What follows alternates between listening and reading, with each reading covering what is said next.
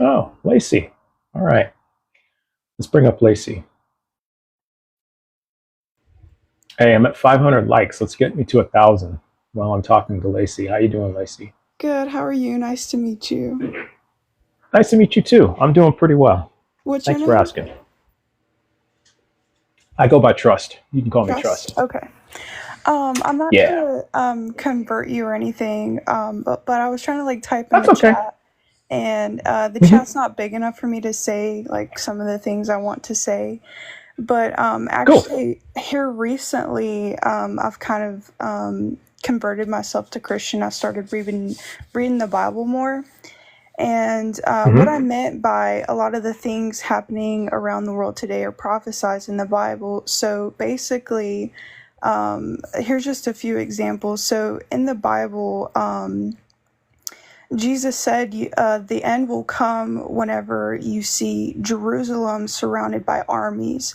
And I'm not sure if you're aware what's going on across the world, but basically Israel is launching attacks on Jerusalem and Gaza is Hmm. launching attacks on Israel. Hmm. And Hmm. in the Bible, God forsakens Israel because they are a sinful nation, and He Hmm. actually wipes them out in the Bible and Hmm. things of that Okay. nature. And in Isaiah, I think it's chapter 18, verse 14. God Hmm. says, "We will know when the I will we will know when the end is coming when I make deserts flood and whatnot." And right now, the Sahara is flooding. I don't know if you heard about that. Hmm. Hmm. So Hmm. basically, I was just trying to make the point that basically a lot of the things from the old times in the Bible are also happening today, Thanks, Unity. Yeah. and I just kind of wanted to give some information on that. Okay. Well, I appreciate that. Thank you for having me Can I on. ask you some questions? Yeah, of course. Yeah, sure. Want to stay up and answer some questions? Do you have time? All right. Yeah, So, Tom. um, I was saying in the in the chat, my question to you was there are other holy books that have prophecies, Yeah. and their believers have said these prophecies have come true. So I just want to clarify: do these prophecies that you see that have come true or are coming true? Does that mean that that makes the Bible true for you? Personally, yes, it does for me. There Mm-hmm. had so basically the three major religions that we have originated in Jerusalem along with Christianity. So a Mm-hmm. lot of people believe that these three religions intertwine together. So you can Yeah. see many different prophets, such as like Muhammad Ali and things like that. A lot of people, called Mm-hmm. him crazy and whatnot when a lot of his prophecies came true. Mm-hmm. Mm-hmm. And Okay. I do believe Muhammad Ali was from a different religion other than Christianity. I could be wrong. Someone can fact check me on that. But yeah, main point is since those three religions originated in Jerusalem, a lot of those Mm-hmm. three religions intertwine together. Okay. Now, so what if I showed you um, prophecies from other religions that the believers claim have come true, and provide you evidence of that? Now, would that make those religions true? you know, I that's definitely a tough question because I feel like being a believer is Mm-hmm. all about what resonates in your life and what you believe to be true in a religion Okay. state wise. Mm-hmm. If it definitely it can also take more of account if it's a culture thing as well. If it's passed down from your culture through like Mm-hmm. generations, it can definitely take a more toll on you. But me personally, Mm-hmm. like I come from basically a non-religious family, and this is something I picked up Yeah. on my own. And Okay. I guess from certain standpoints I've been in my life with how low I've been and how Hmm. high I've been in certain areas and going and reading the Hmm. Bible for myself.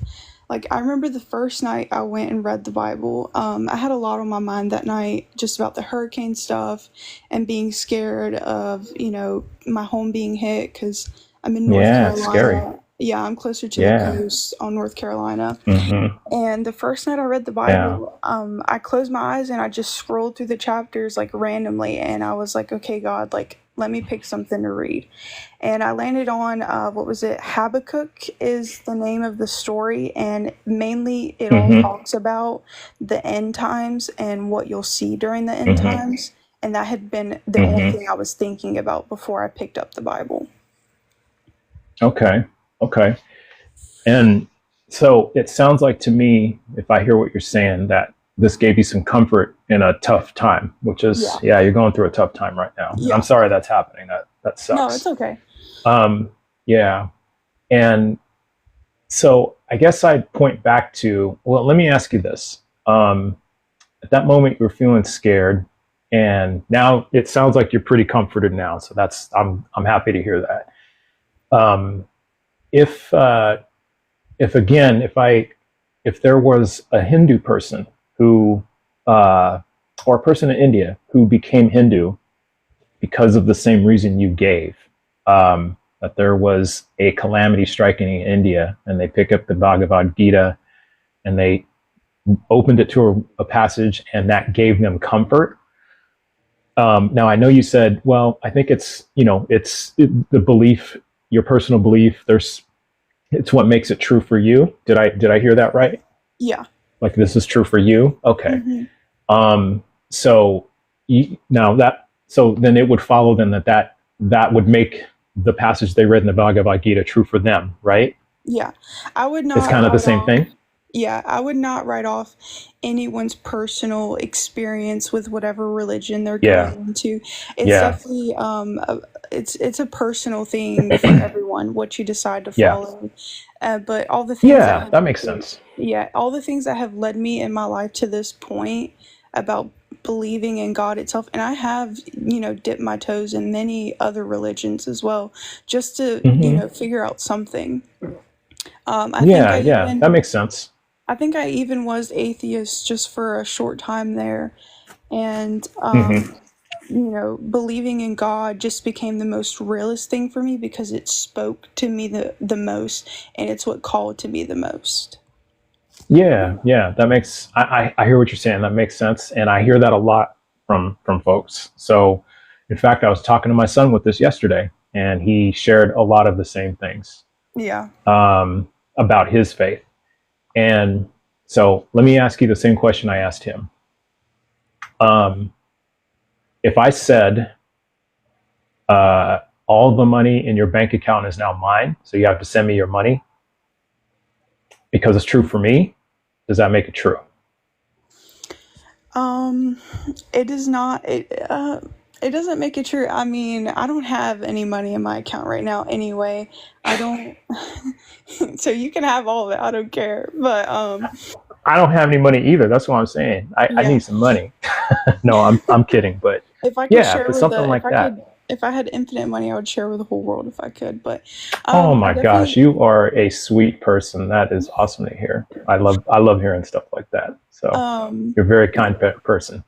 I don't, so the whole thing with that statement is it doesn't necessarily make it true because I feel like it becomes like a whole different gray area when you bring in a different, like, I don't know what you would categorize that question that you just asked me. Um, but it's like I don't I don't necessarily know how to answer that question because I don't think it would make it your money, because it Yeah, does technically I would agree with belong to that. me. Yeah, yeah. So and if we take that statement, it's my truth, it's your truth, and we apply it to different things, I think it's kind of clear it starts to fall apart, right? So, like, let's Yeah. just say for we're at a stoplight, all right, and you and I are sitting at a red light. Let's just say we're in a car, you're driving, all right, and we're sitting at a red light, and we're first in line. We're right at the line at the red light, and there's somebody behind us just honking like crazy and just going crazy and waving and honking. And we're looking back like, what is this? And that person gets out, stomps to your window, knocks on it, and you roll it down a little tiny bit because, you know, we're kind of concerned. And he's like, lady, go. The light's red. Go. What are you sitting here for? And you're like, what do you mean? Red means stop. And she's like, no, red means go. Go. Do you go? Because it's true for them? No, you don't go. Exactly. Yeah. So, and so the point I'm trying to make is if things are true for me, things are true for you, things are true for the Hindu, how do we know what's actually, I mean, there's only one truth, right? So how do we figure out that's true? I think that's what I'm getting at. How do we figure out it's true? I definitely think religion is one of those things that you cannot 100% bring to someone and be like, hey, this is true, you have to follow this, and this is the way I things agree. are. Yeah, I do that. agree.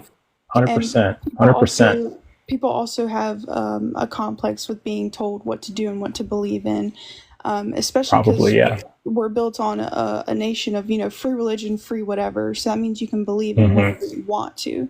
Right. The only Right. way for someone to believe something is true is if they've had, like I said, back to personal experiences in that area and what calls to them specifically. Yeah. And so I think, so it kind of points back again. So if we have your personal experience and that spoke truth to you, right? Yeah. And then we talked about the Hindu person who had their personal experience that spoke true for them. Now me here on the outside, I think I'm pretty objective in this scenario. What would you say is a good way for me to figure out which of you actually had the true experience? Like what method could I use to do that? What method could you use to figure out who had a true experience? Yeah. See, the thing about that is you can't really like place yourself in someone else's mind. So I think that's just one of those things that is just strictly a first-hand experience from person to person. You're never gonna know. Like I could come up to you and tell you that cows are flying, and you're like, well, I don't believe you, but you'd have to see it with your own eyes to see cows are flying. You can't take someone's experiences and make them your own. You have to live those own experiences. Yeah. That's a good point.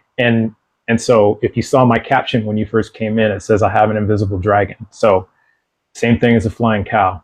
I have an invisible dragon that lives in my house.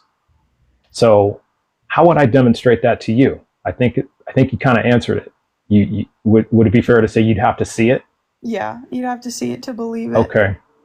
You have to see it. Now, what if it's invisible? You can't see it. If I could touch it, then I'd believe You can touch it? What if it's too fast and it flies too fast and you can't touch it? Oh man. And then how could you touch it if it's invisible? I don't know what I'd do. Maybe I don't know. Yeah. I'd go in my pantry and start throwing around some flour in the air. Ooh, man, you're a smart one. That's big brain. That's pretty good. All right. So now I think my partner, she might get mad at you if you start throwing flour around in our house, though. You know, she's a neat person, so I don't know if that would go well. Oh, that's so kind. You see, you're a really nice person. That's really nice. I never thought of that. Yeah, you could throw flour in the air.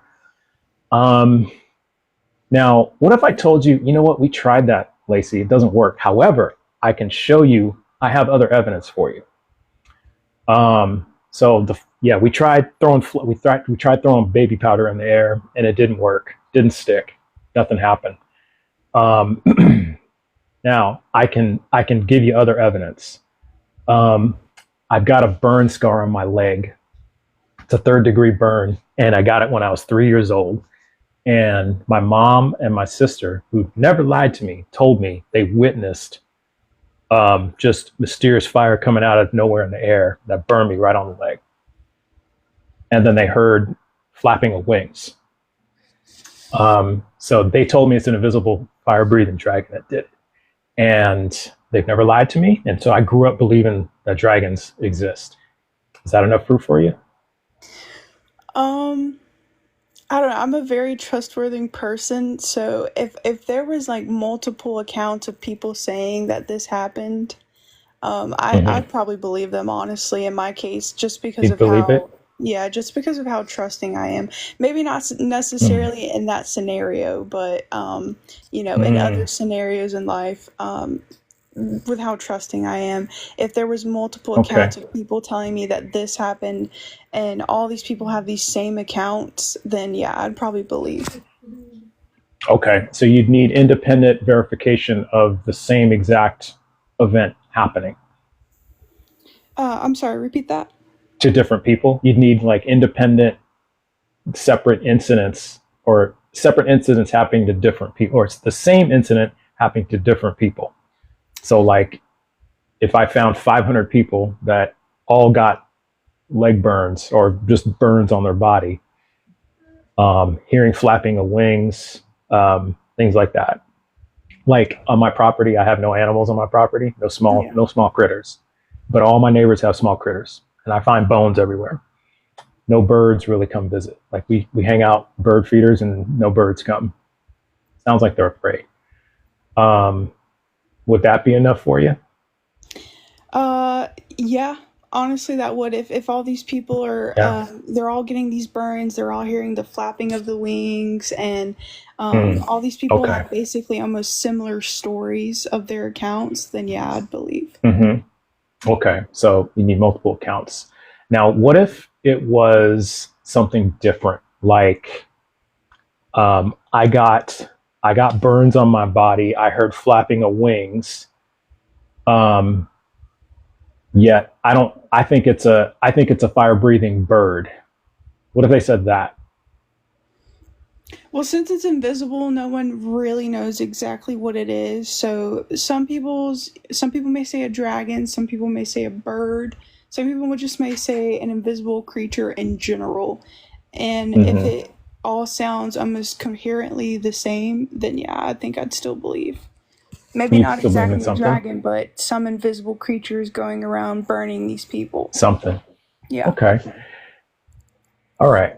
One more question, and then I'll move on to the next person. Yeah. Why isn't then if we're not sure, like you said, hey, it could be something. It's something. I believe it's something. Why isn't I don't know a good answer? Why is it you have to believe that there's something? Why couldn't you just say I don't know? Me personally, I don't feel like you have to say something exactly. If you really don't know, that's okay. It's okay to not know everything. It really Mm-hmm. is. And I feel like Mm-hmm. a lot of people forget that sometimes. It is okay to not know exactly, and whatever you Yeah, choose to I feel agree like with you that. do know, that I mean that's the power you have within yourself to believe that, and that's okay. Yeah, yeah, I agree with that. Well said. That was very well said. You ended it on a very good note. So, Thank you so much. Thank you for having me on. yes, you're very welcome, and I hope you get through the storm safely. Thank you so much. You have a blessed day. All right. Have a good day.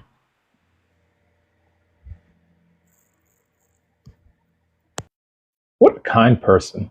Lacy, very, very kind person. So I really hope she gets through things.